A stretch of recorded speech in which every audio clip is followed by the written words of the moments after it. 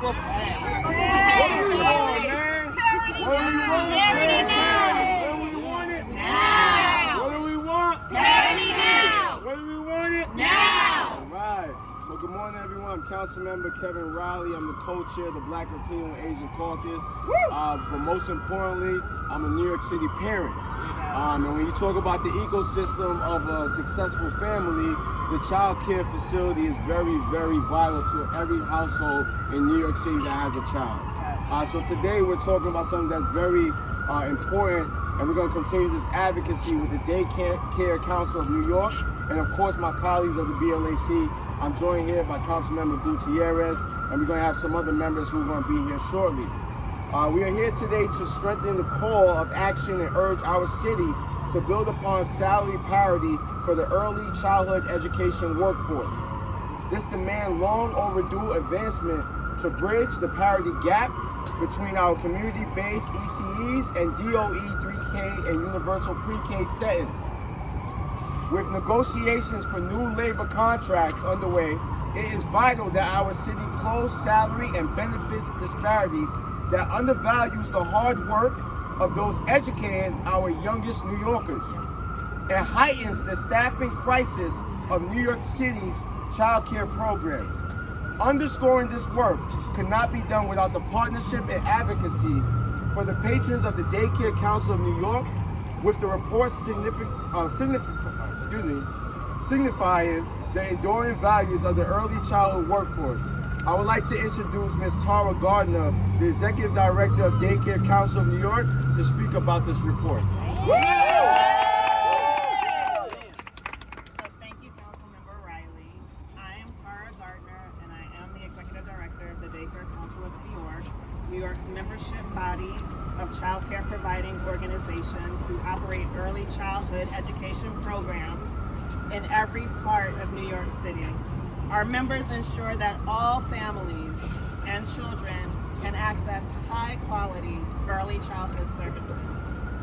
We're thankful to partner with the Black, Latino, and Asian Caucus on the release of our report, The Enduring Value of the Early Childhood Workforce, Why New York City Must Complete the Path to Salary Parity for the Community-Based Early Childhood Education Workforce.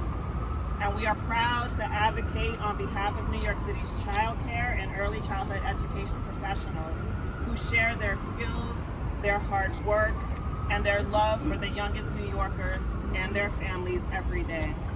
They make sure that children are safe, nurtured, and have countless opportunities to learn.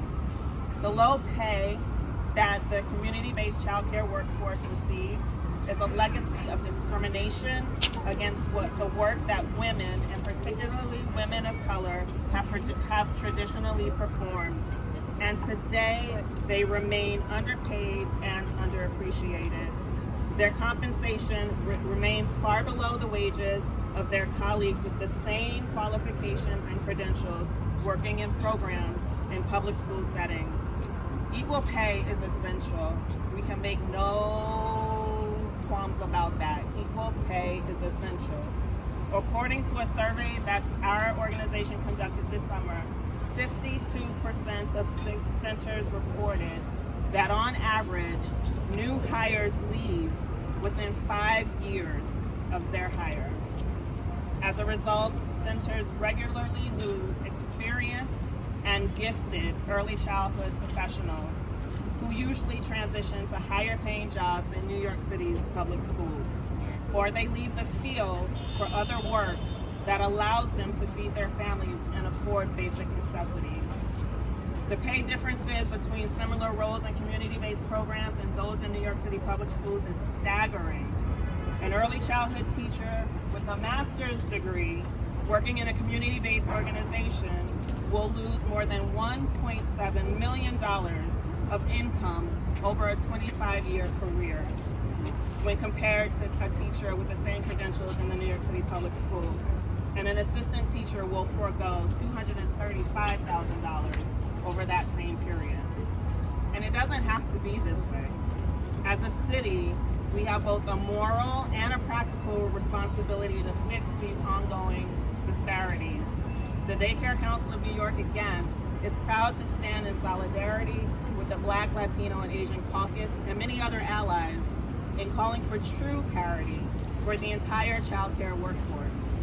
The standard for true parity includes paying all staff, from teachers and directors to janitorial staff and cooks, fair wages with a minimum hourly rate of $25 an hour. And because compensation must reflect years of service, we call for longevity pay raises on par with those offered to staff in New York City public schools. Finally, teachers, directors, and support staff, these folks behind me, some of them work in extended day and year programs, and they have to receive per diem rates for the additional hours, days, and months that they work. These pay parity steps must happen now, and we call on the city to acknowledge the community-based early childhood education professionals, the teachers, directors, and support staff who do the same work as teachers, directors, and support staff in the public school system.